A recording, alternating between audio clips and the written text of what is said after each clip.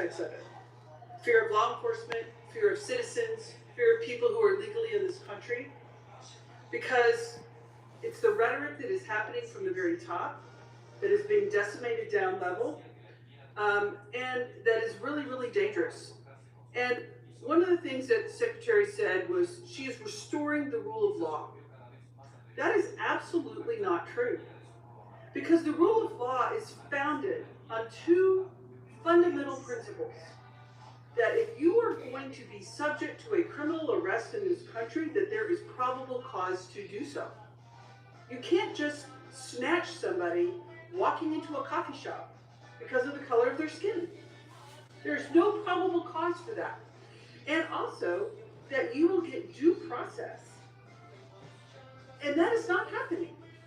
And so what you're seeing is an overwhelming frustration of the American people in this country, that the lack of respect and regard for the rule of law by this administration, and in particular by this secretary, is at a level that we have never seen, and violates all of the constitutional norms and all of the principles of legal fairness in this country. And you're seeing that manifest itself in threats to law enforcement and bubbling over, because people are frustrated. And they are channeling that frustration because the administration is not listening and is only doubling down on the rhetoric.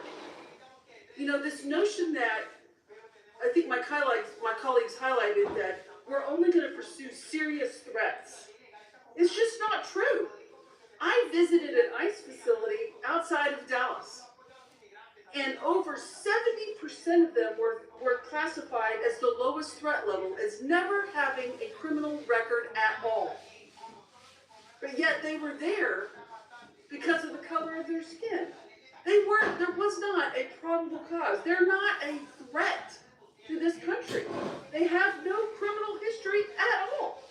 I fully support, as does everyone on this committee, Homeland Security focusing on threats to our national security. We want cybersecurity. We want terroristic threats from abroad to be stopped. Absolutely. None of us want a recreation of 9/11, but we also do not want, under any level, the trampling of our constitutional rights and the legal system of due process. I have a poster here to highlight 3 American citizens that were arrested by ICE, who had done nothing wrong. They presented themselves as American citizens, but yet were still trampled, assault. One had broken ribs, a brain injury, an older gentleman by being knocked down to the ground after he said, "I'm an American citizen." But yet they did not stop, and that is a huge problem. When somebody says, "I'm an American citizen," to ICE, and ICE does not stop and continues to assault them and physically berate them and then hold them for days and days on end without a due process hearing, that is a problem. And it is not stopping. We have brought these concerns to the Secretary and to agencies like yourself in these hearings time and time again through multiple letters. We've all written letters that have gone unresponded, because this cannot happen in our country.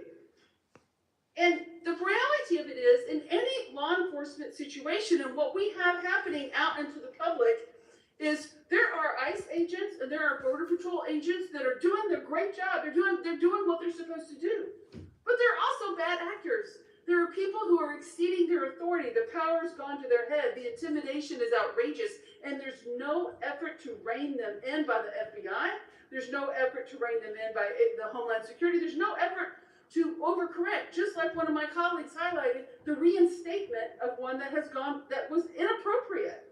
And these efforts are breaking down the trust of the American people. I hope you take these concerns back, because they need to be addressed if we're going to address the violence in this country. I yield back. Madam Secretary, how many United States military veterans have you deported? Sir, we have not deported U.S. citizens or military veterans. I don't believe you served in the military. I haven't either, but I think you and I can agree that as Americans, we owe everything to those who have served our country in uniform, particularly those who have served in combat. Do you agree with that? Sir, I believe that people that are in this United States that are citizens have legal status here. Those. Madam Secretary, we are joined on Zoom by a gentleman named Sejun Park. He is a United States Army combat veteran who was shot twice while serving our country in Panama in 1989. Like many veterans, he struggled with PTSD and substance abuse after his service. He was arrested in the 1990s for some minor drug offenses, nothing serious. He never hurt anyone besides himself, and he's been clean and sober for 14 years. He is a combat veteran, a Purple Heart recipient. He has sacrificed more for this country than most people ever have. Earlier this year, you deported him to Korea, a country he hasn't lived in since he was 7 years old. Will you join me in thanking Mr. Park for his service to our country? Sir, I'm grateful for every single person that has served our country and follows our laws. Can you please tell And knows Mr. that our Park laws why are you important deported and him? every one of them needs to be enforced. But you understand that many veterans struggle with PTSD, many veterans struggle with substance abuse challenges. This man took 2 bullets for our country. You have broad authority, by the way, as Secretary, to issue humanitarian parole, to do deferred action. Will you commit to at least looking at Mr. Park's case to see if you can help him find a pathway back to this country that he sacrificed so much for? I will absolutely look at his case, but I want you Thank to you. remember that Madam our Secretary, the programs man have behind you, equity as please well. stand up, sir. His name is Jim Brown from Troy, Missouri. He is a Navy combat veteran who served our country in the Gulf War. He's married to a woman named Donna, who came to our country legally from Ireland when she was 11 years old. She has lived here for 48 years. Because of you, Jim's wife Donna has been in prison for the last 4 months. She did not come here illegally, and she has never committed any crime other than writing 2 bad checks totaling $80 10 years ago.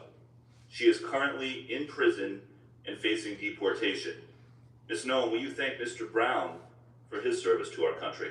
Thank you, Mr. Brown, for your service to our country. Now, what possible explanation can there be for locking up his wife for 4 months when she has committed no crime other than writing a couple of bad checks for $80? Sir, it is not my prerogative, my latitude, or my job to pick and choose which laws in this country get in. You have broad discretion as the Secretary. You need to follow You can issue the law parole, you can do all and kinds of enforce the things, laws. but you're choosing not to. Will you commit again to just reviewing Donna's case and reuniting this combat veteran with his beloved wife, who also loves this country? I will review the case.